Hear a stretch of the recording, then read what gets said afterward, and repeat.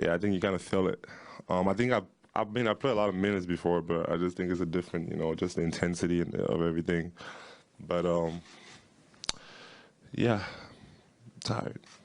You kind of trick yourself into thinking you're going to be good to go in game. No, I'm gonna be good to go in games.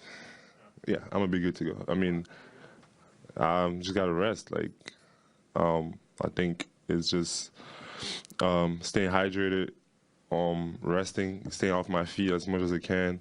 And the body does its work, and we athletes, and we kind of like prepare ourselves in the summertime to be in these type of conditions, and being tired, and all that. I mean, I know it's different, but there's not really much you can do to prepare yourself for that type of intensity, but I think we're ready. I'm ready. My body's need a little time to recover, but when it's game time, I'm sure I'm gonna be 100%. How are you? How's your calf? You had to get that all done.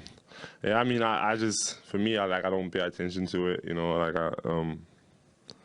It's good. Like, I'm good. Every time I'm out there on the floor, I'm 100% ready to go, and that's my mindset. And I think not thinking about anything. Obviously, if I wasn't able to play, I wouldn't be out there. Pascal, the way you kind of turned the page on the two missed free throws last night, still were able to impact the game. How was that different than how you might have handled that a couple of years ago in a similar situation? Yeah, I don't know. I don't know.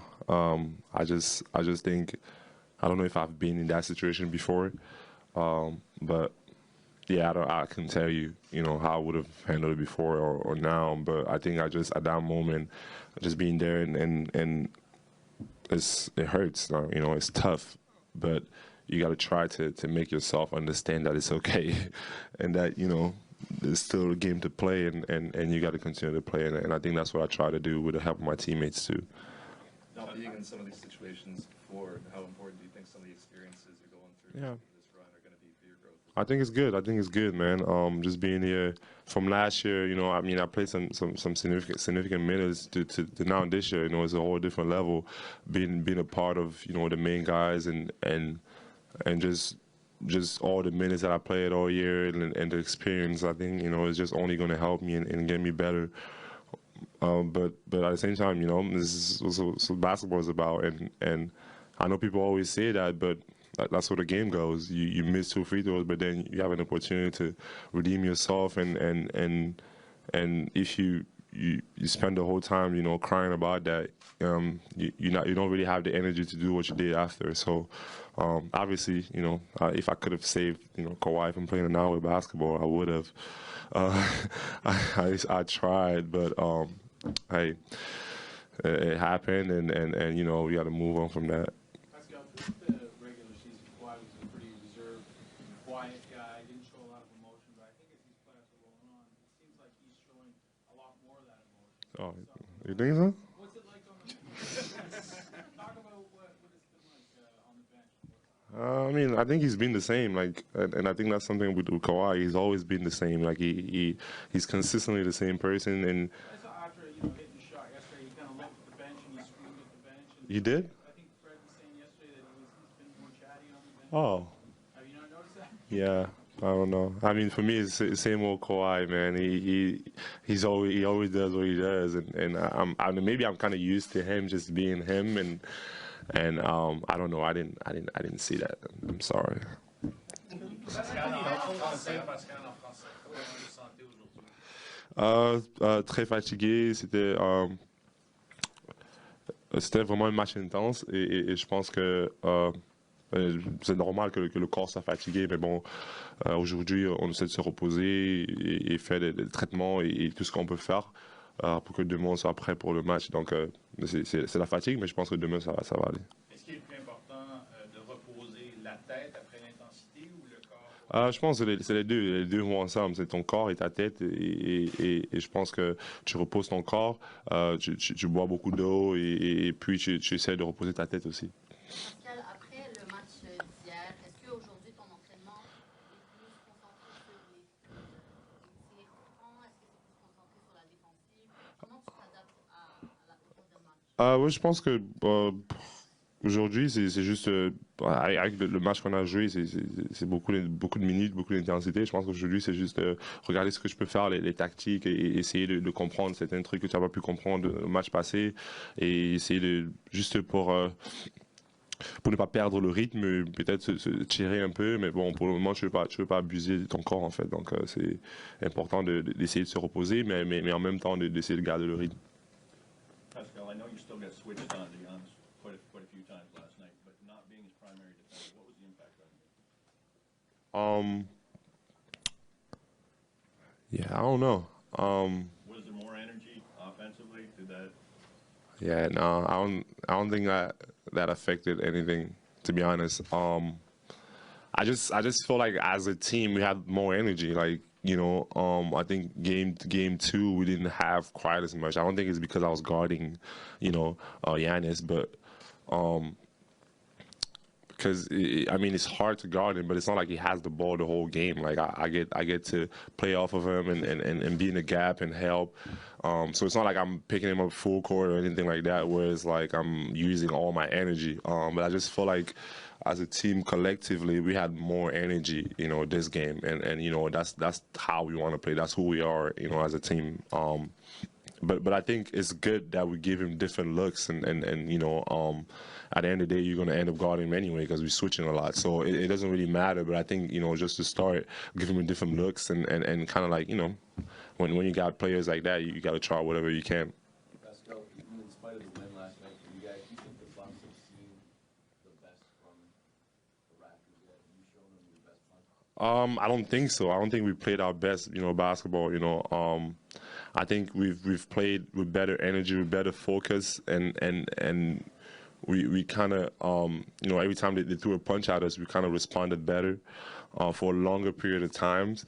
But I just don't think we played our best, and you know, it's part of play of basketball. We got to find that, and we're going to continue to grow and continue to learn every single day, and you know, go out there and bring. I think every time we bring the energy and the focus, I think, you know, we can make shots or miss shots. But when we bring that focus and intensity, we definitely, you know, tough to beat.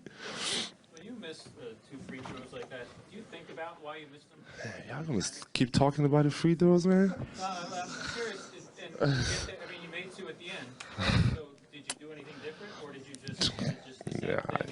And it just went in, and then the other ones didn't. Yes, I don't know what to tell you. No, I'm just curious if you try to break it down in your head, what went wrong on that? No, like I shot it like I wanted to shoot it, and you know, I thought they went in, both of them. They didn't.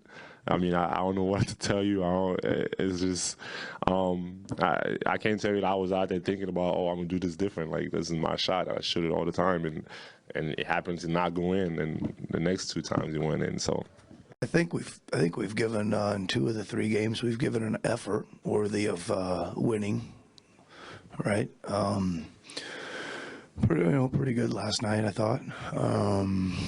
I don't know. I think we still had some moments. Probably there was a stretch there in the third where we turned it over a little bit too much carelessly, right? I think it was more us just beating us in those plays. But I don't know. I would like to think that there's still some guys that can impact and play a little bit better, or score a little bit better, and shoot a little bit better that could improve our chances. Pascal was just talking about being in some of these playoff situations for the first time, playing a lot of minutes, these situations for the first time. Developmentally, I mean, what kind of dividends do you think that could pay for a player to go through those at this age? Well, I think, I mean, obviously it's you know, the air is getting a little more rare when you get to this point, right? And going through it for the first time is usually seen with some big ups and big downs and big swings of play. But you know what? Almost everybody goes through it. Like our veteran guys that have been here before are having really great games and then not so great games, or games that could use improvement, right? So I think it's kind of the nature. Like, I always keep saying each game's its own entity.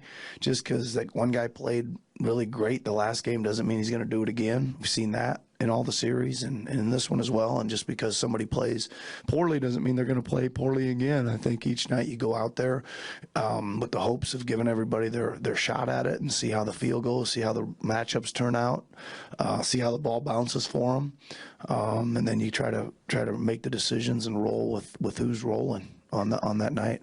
Danny was talking about how important it was for him to see you draw up a play for him late in the game after the shooting night that he was having. What was your thought process there? Well, I just we put him back in, and I said to him, you gotta hit one for us here, man.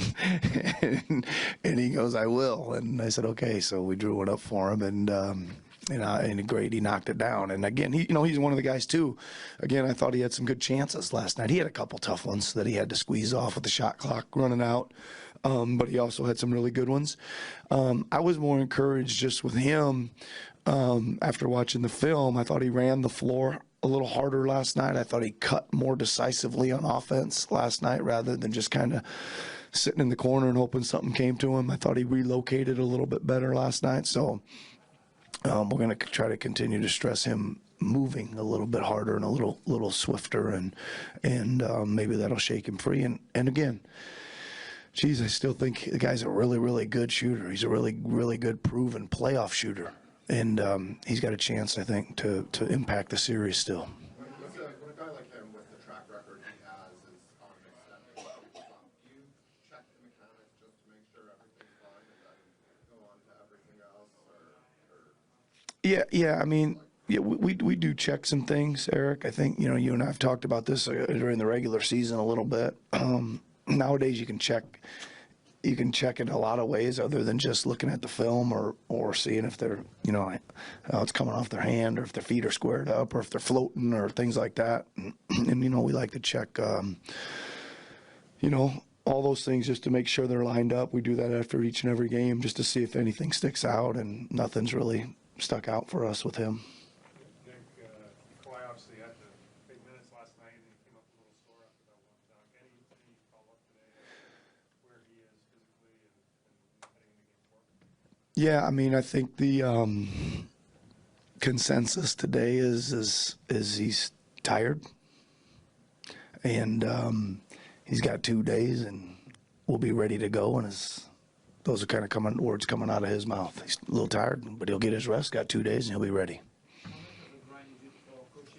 How much of a grind you did for coaches as well, and how do you manage yourself, your staff? I mean, obviously, this stuff keeps coming at you, right? But there's also, I would say, there's certain amount of adrenaline that gets pumping, right? I think that helps when it goes up. You get into the game, and I think there's no concerns there. And I think it carries you, through your workday again. You got to get ready to get the film edited to the best of your ability. I got a great staff, and they help out with that. And obviously, when the team comes in, and you gotta get your adjustments, game plan, your thoughts all together, concisely for them, and it's stuff carries away, and then you go home and rest and try to re-energize a little bit, and then have a good night's sleep, and usually pretty good come game day. Nick, when you look at the film again today, obviously Kawhi didn't have Giannis for the whole game because there's just how the NBA works anymore. But how did that change your defense, that decision, in terms of how you handled him and everybody else? The job he did on him, you mean? Well, I think I think certainly, he did a really good job on him. And I think he was just into him a little bit more. But so were the other guys. I said that after the game last night. There was guys that we were just getting down, and I know you're asking me about a specific matchup, but that was going on all over the floor. We were up into guys. They were trying to break us down off the dribble. We were sliding and catching the first move. We were chesting them up a little bit and staying in front. And if anything bad did happen, there was usually some reliable help there to make them try to make another play. And then the next piece was also there a lot of times too. But I mean, obviously, it set a good tone for us, right? We they started the first 2 games. I think he dunked it. He got the ball and dunked it to start the game. I think first two games, and obviously that didn't happen last night. So that was a much better start to begin with.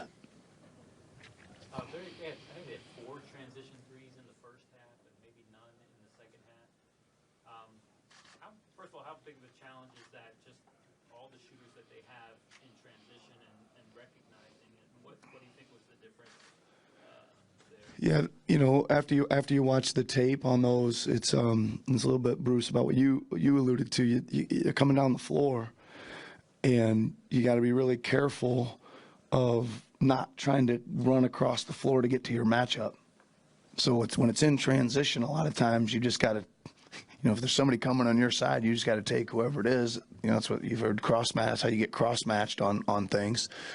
And a couple times we in the first half we were trying to get to our matchup when we should have just stayed with the guy who was in our lane, and that's how they got those. And a couple of the other ones, they ran pretty hard to the corners and got into the paint, and we had to try to stop the paint drive, and they kicked it out on those too. But I think it was just better decision making on our part in the second half, a little bit better communication on the matchups. Are they, compared to other teams in the league, just the most, well, I guess I can't say they're more dangerous than Golden State as far as transition threes, but they're just a different challenge than most teams in regard to recognizing all the different threats in transition? Well, I think the big challenge is pretty much every guy they put out there is shooting deep and not hesitating. And a lot of that gets created because there's a guy with the ball coming down the middle of the floor that usually takes more than one guy to defend.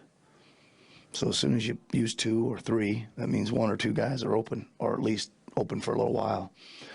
So that's why they've had the best record in the team, best record in the league, and why they're really good and why they're still playing at this point. They're high powered and can hurt you a lot of ways. Did Kawhi make that request to guard Giannis, or was that just a decision towards him? And has he made any requests throughout this playoffs to have any defensive assignments? No, it's just again, we have a lot of ideas that. We put on the table, and we were going to start last night that way, and we did a lot of switching of matchups throughout the game. I mean, even you guys probably noticed them. There was a lot of times we would come out of a timeout and totally change all the matchups, and there was a lot of times in pick and rolls where we'd pre-switch things, and that way we'd get to a better switch at the time the pick and roll got there and stuff like that. So. I mean, there's a lot of matchup lineup switches going on out there at a really fast pace, man.